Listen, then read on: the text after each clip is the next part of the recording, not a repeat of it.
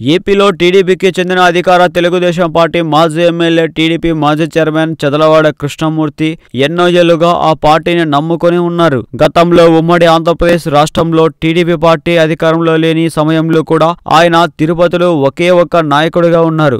3 ఏళ్ల కిందట జరిగిన సార్వత్రిక ఎన్నికల సమయంలో కాంగ్రెస్ పార్టీ రాష్ట్రాన్ని విభజించడంతో ఆ పార్టీకి చెందిన నేతలందరూ ఒక్కసారిగా టీడీపీలోకి వచ్చారు. వీరిలో మాజీ కాంగ్రెస్ పార్టీకి చెందిన ఎమ్మెల్యే వెంకటరమణ కూడా ఉన్నారు. అయితే ఎప్పటి నుండో వెంకటరమణ చదలవాడ కృష్ణమూర్తులు ఇద్దరు బద్ధశత్రువులు. ఒకరంటే ఒకరికి పడదు. ఎన్నికల్లో చివరికి తనకే సీటు ఖాయమనుకుంటున్న సమయంలో వెంకటరమణ ఏకంగా చంద్రబాబుతో సంప్రదింపులు జరిపి దక్కించుకున్నాడు. దీంతో చదలవాడ కృష్ణమూర్తి అలకపానుపు ఎక్కాడు. దీంతో గత సార్వత్రిక ఎన్నికల ప్రచారం సమయంలో చదలవాడ కృష్ణమూర్తిని స్వయంగా తీసుకెళ్లిన చంద్రబాబు పార్టీ అధికారంలోకి వస్తే టీటీడీ చైర్మన్ పదవి ఆయనకే ఇస్తారని హామీ ఇచ్చారు. దీంతో చదలవాడ కృష్ణమూర్తి కాస్త మెత్తపడ్డారు. దీంతో తిరుపతి నుండి వెంకటరమణ ఎన్నికల్లో గెలిచిపోయాడు. తెలుగుదేశం పార్టీ కూడా అధికారంలోకి రావడంతో చదలవాడకు 2 సంవత్సరాల పదవీ కాలంలో టీటీడీ చైర్మన్ పదవి ఇచ్చాడు బాబు.